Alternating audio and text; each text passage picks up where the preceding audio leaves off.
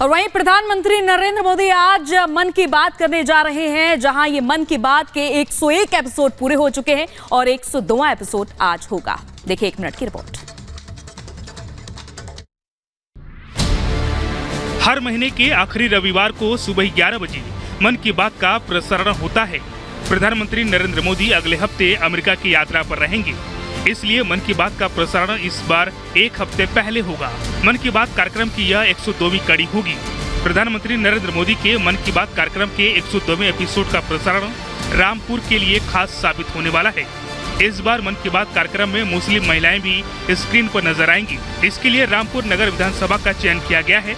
दरअसल इस बार इस कार्यक्रम के लिए उत्तर प्रदेश में सिर्फ 2 विधानसभाओं को शामिल किया गया है, जिसमें रामपुर की नगर विधानसभा और ललितपुर की जोखरा विधानसभा शामिल है। पीएम मोदी के मन की बात कार्यक्रम की शुरुआत 3 अक्टूबर 2014 को हुआ था और हर महीने के अंतिम रविवार को सुबह 11 बजे इसका प्रसारण किया जाता है। 22 भारतीय भाषाओं और 29 बोलियों के अलावा मन की बात 11 विदेशी भाषाओं में ब्रॉडकास्ट किया जाता है। Bureau report, Republic Bharat. देश भर में लव जिहाद के बाद अब लैंड जिहाद के मामले जो हैं वो नित नए सामने आ रहे हैं। एक के बाद एक अलग अलग प्रदेशों से अलग अलग तरह के लैंड जिहाद के मामले, यानी जमीन पर अवैध तरीके से कब्जे का मामला सामने आ रहा है। अब ये जो नया मामला है वो मध्य प्रदेश की राजधानी भोपाल से सामने आया। आखिर क्या हुआ, इस रिपोर्ट में देखिए।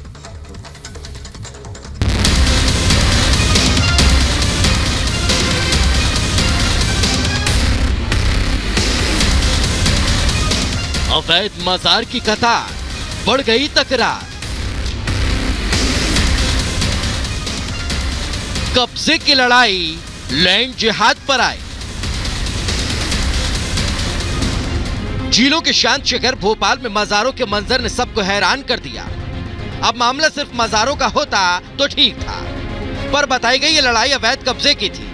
मगर अफसोस कि लैंड जिहाद की साजिश वाले कब्जे की लड़ाई से प्रशासन अनजान रहा। बात मध्य प्रदेश की राजधानी भोपाल के कलियासोत की है, जहां बढ़ती मजारों के मामले ने तूल पकड़ लिया। बताते हैं पहले यहां सिर्फ एक ही मजार हुआ करती थी, मगर देखते ही देखते 1 से 2 मजारें कब बढ़ गई पता ही नहीं चला, जो पूरी तरह से अवैध हैं। देश भर के साथ साथ मध्य प्रदेश की राजधानी भोपाल में भी लव जिहाद के बाद अब लैंड जिहाद की घटनाएं जो हैं काफी तेजी से बढ़ रही हैं। पहले यहाँ पर सिर्फ ये एक मजार थी, इसके बाद यहाँ पर अचानक एक के बाद एक मजार बढ़ती गई। अगर गिना जाए तो ये दूसरी मजार आप देख सकते हैं, फिर वो एक तीसरी मजार की तैयारी है। इसके अलावा ये चौथी मजार आप यहाँ पर देख रहे हैं। 2018 में अवैध अतिक्रमण के सफाई के बाद सनसनीखेज तरीके से सरकारी जमीन को कब्जाने की साजिश का फिर खुलासा हुआ, तो बात विरोध तक जा पहुंची। संस्कृति बचाओ मंच ने इसे हटाने की मांग कर दी। जिस प्रकार कलियासोत के डैम के आसपास नई नई मजारों का निर्माण हो रहा है, अवैध निर्माण हो रहा है, प्रशासन उस पर ध्यान देना चाहिए।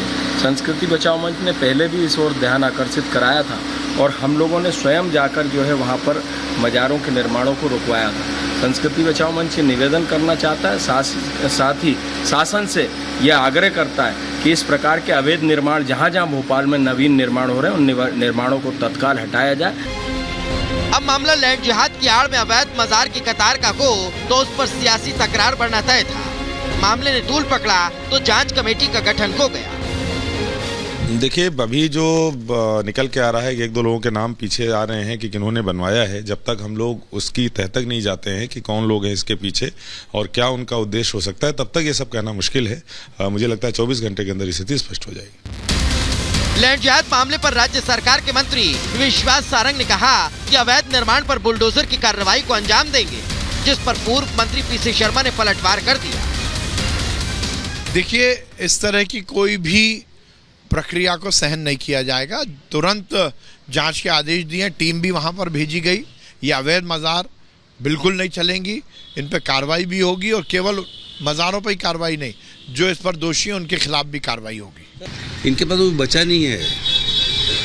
मजार, मस्जिद, हिंदू, मुसलमान, पाकिस्तान, इसके अलावा बात करो कि ये बेरोजगारी ख़त्म कैसे होगी, किस तरह से महंगाई कम होगी।